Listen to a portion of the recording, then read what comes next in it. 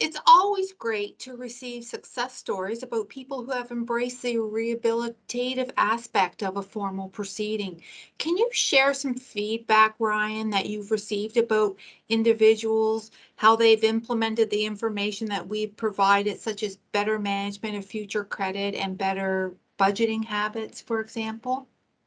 Yeah, so not too long ago, I was talking to an individual that filed a consumer proposal, and they took to heart a lot of what we had to say in the counseling process and talking about budgeting and specifically having an emergency savings account. Like I really do harp on that a lot after they have filed a formal insolvency option, because having that savings account is going to be is so important in case there's any unexpected expenses that happen down the road, right? So this individual is able to save around $50 a month. I mean, it's small, but it's a start, right? And you build that up as you go along. But they've been able to implement that into their budget and start that savings account. So to me, that indicates that they're budgeting appropriately and that they're able to save for sure, which is so important. And then they also had obtained a secured credit card.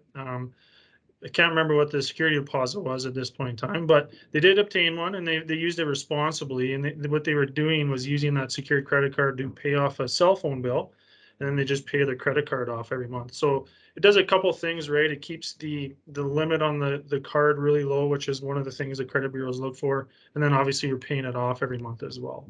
So that was one good success story that I just had a couple days ago, I think. What about you, Carol?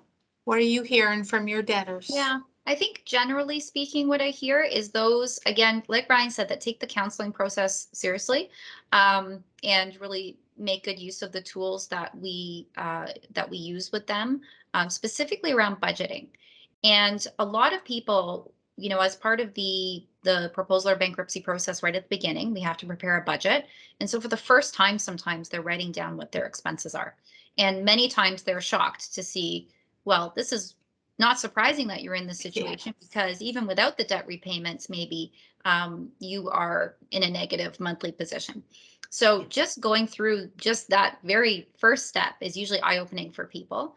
And then when we do the first counseling session where the focus is on budgeting, and we get into that in a little bit more detail, we hear a lot from people that one of the most successful tips that we've given them is writing down, tracking their expenses, how much they're spending for the first couple of months.